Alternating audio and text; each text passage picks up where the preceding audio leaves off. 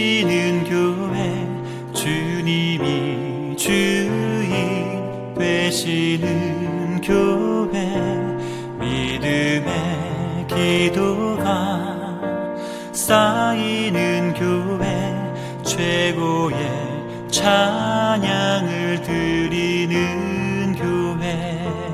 말씀이 살아 움직이는 교회, 성도의 사랑이 넘치는 교회, 섬김과 헌신이 기쁨이 되어 열매 맺는 아름다운 교회. 주님의 마음 닮아서 이웃을 사랑하는 교회, 주님의 영광을 위해서 빛 되신 주님 전하는 교회. 사랑의 불꽃이 활짝 피어나 날마다 사랑에 빠지는 교회, 주께서 사랑하는 우리 교회가 이런 교회 되게 하소서.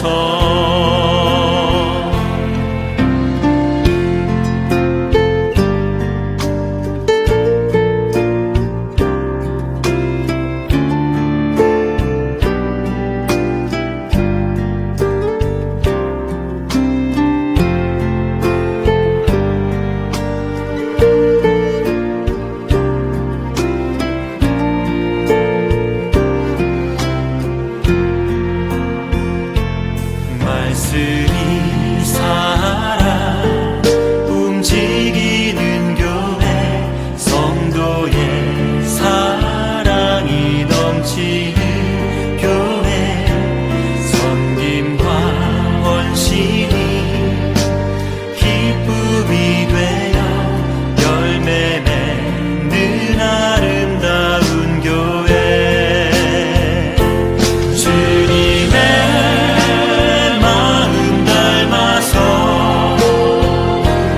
이웃을 사랑하는 교회, 주님의 영광을 위해서 빛 되신 주님 전하는 교회, 주께서 사랑하는 우리 교회가 이런 교회 되게 하소서. 주님의 마음 닮아서 이웃을 사랑하는 교회, 주님의 영광을 위해서 빛 되신 주님 전하는 교회. 사랑의 불꽃이 활짝 피어나 날마다 사랑에 빠지는 교회, 주께서 사랑하는 우리 교회가 이런 교회 되게 하소서. 주께서 사랑하는 우리 교회가 이런 교회 되게 하소서. 이런 교회 되게 하소서. 이런 교회 되게 하소서.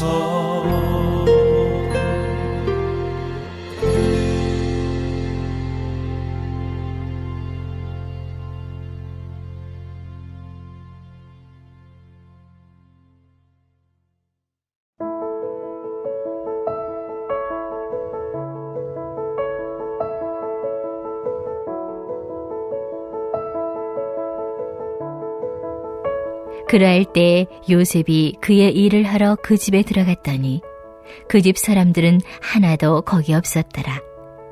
그 여인이 그의 옷을 잡고 이르되 나와 동침하자.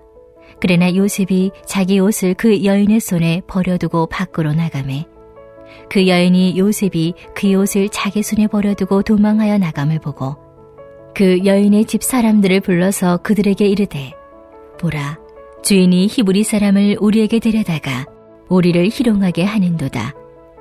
그가 나와 동침하고자 내게로 들어오므로 내가 크게 소리 질렀더니 그가 나의 소리 질러 부름을 듣고 그의 옷을 내게 버려두고 도망하여 나갔느니라 하고 그의 옷을 곁에 두고 자기 주인이 집으로 돌아오기를 기다려 이 말로 그에게 말하여 이르되 당신이 우리에게 데려온 히브리 종이 나를 희롱하려고 내게로 들어왔으므로 내가 소리질러 불렀더니 그가 그의 옷을 내게 버려두고 밖으로 도망하여 나갔나이다.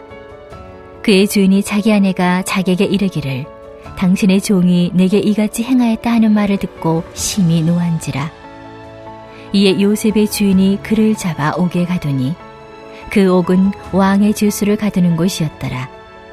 요셉이 옥에 갇혔으나 여호와께서 요셉과 함께 하시고 그에게 인자를 더하사 간수장에게 은혜를 받게 하시매 간수장이 옥중 죄수를 다 요셉의 손에 맡기므로 그 집안 사물을 요셉이 처리하고 간수장은 그의 손에 맡긴 것을 무엇이든지 살펴보지 아니하였으니 이는 여호와께서 요셉과 함께 하심이라.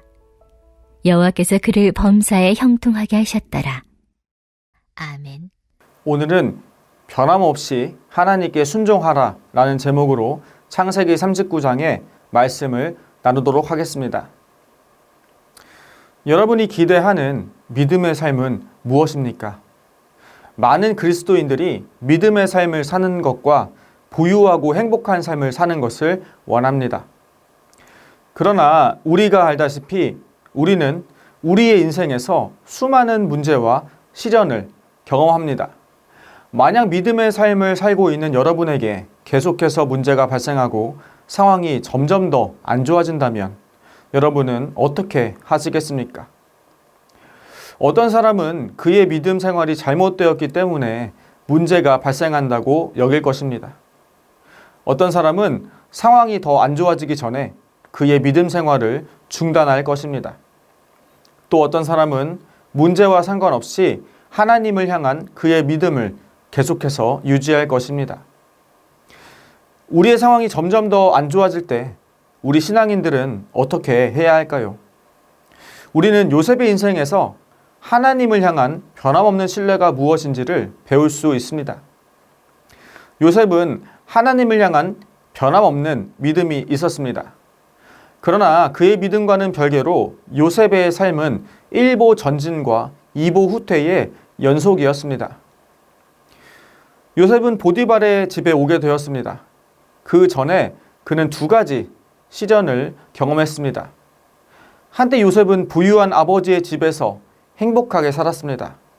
그러나 요셉의 형제들은 요셉을 시기하여 그를 외국인 상인에게 팔았습니다. 그 이유는 요셉의 아버지가 요셉을 다른 형제들보다 사랑했기 때문입니다. 또 다른 이유는 요셉이 그의 형들에게 그가 꾼 꿈에 대해 말하며 형들을 깔보았기 때문입니다. 이러한 이유들로 인해 요셉은 이스마엘 상인에게 팔려 노예가 되었습니다. 이것이 요셉이 경험한 첫 번째 시련이었습니다. 그러나 요셉의 시련은 계속되었습니다. 그는 노예가 되어 애굽으로 이동하게 되었습니다. 그곳에는 바로의 신하 친위대장인 애굽 사람 보디발이 있었습니다. 보디발은 요셉을 사서 그의 집에서 일하는 하인으로 만들었습니다. 전에 요셉은 그의 아버지의 집에서 사랑받는 막내 아들이었습니다. 그러나 이제 그는 가족이 없는 낯선 외국에서 외국인 주인을 섬겨야 하는 하인이 된 것입니다. 또한 그의 주변에는 그를 시기하는 다른 하인들이 있었습니다. 이것이 요셉이 경험했던 2번째 시련이었습니다.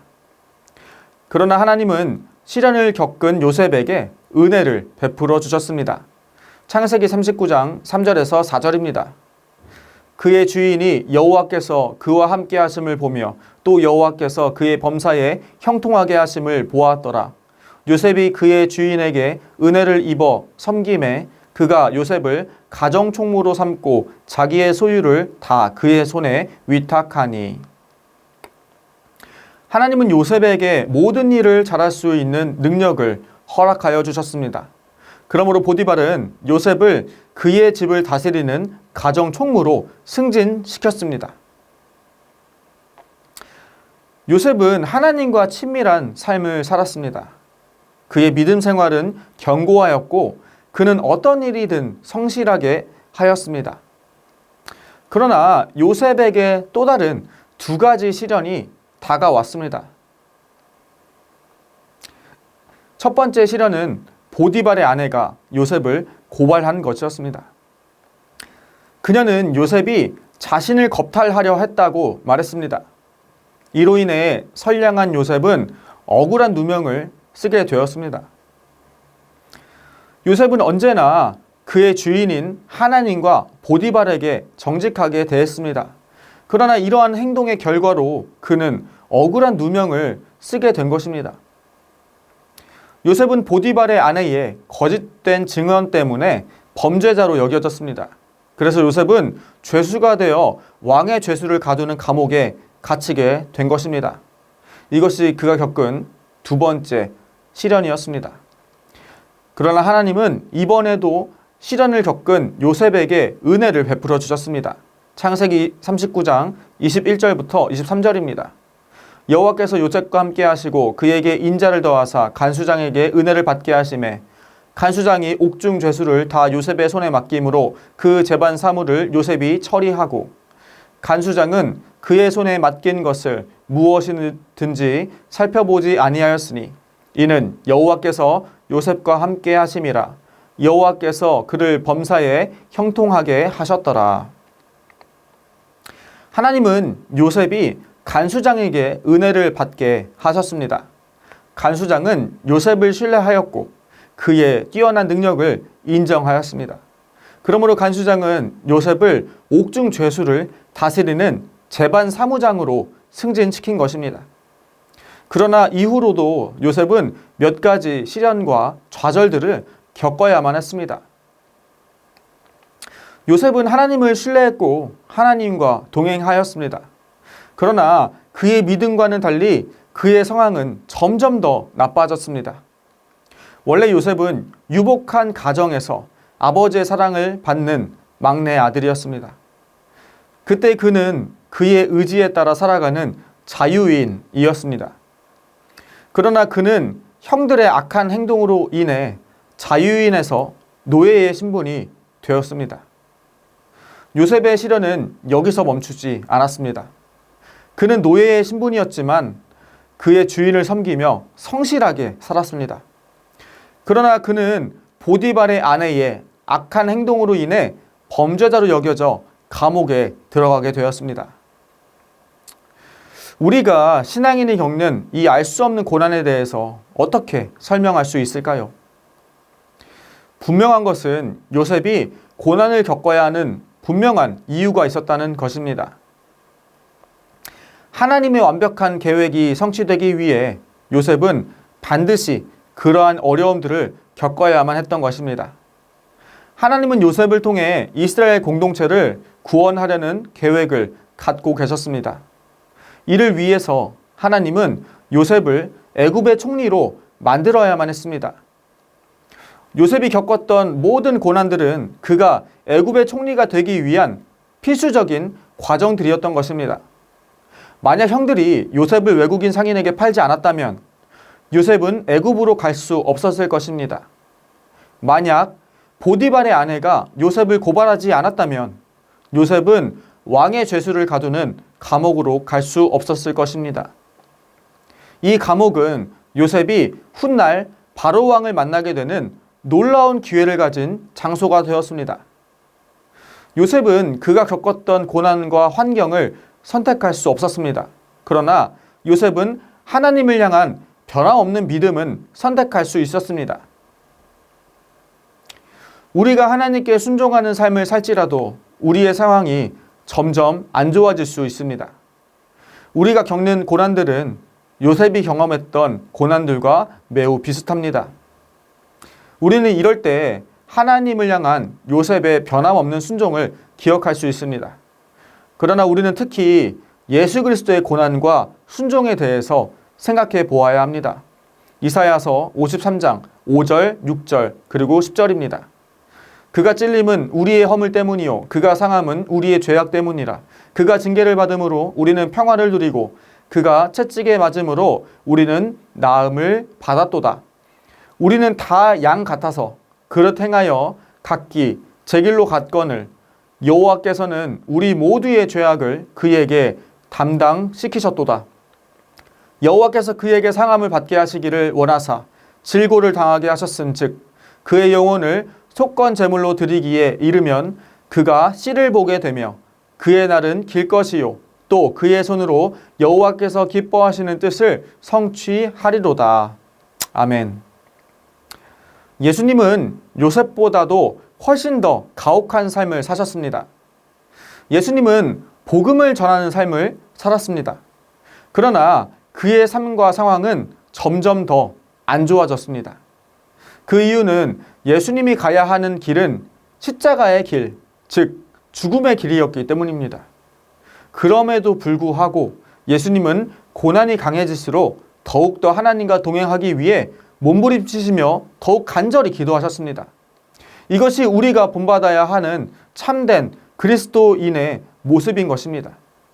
그리하여 예수님은 결국 하나님의 비전을 성취하셨습니다. 그는 고난과 죽음을 이기시고 우리의 참된 구원자가 되셨습니다. 우리 그리스도인은 예수님이 걸어가셨던 십자가의 길을 따라가야 합니다.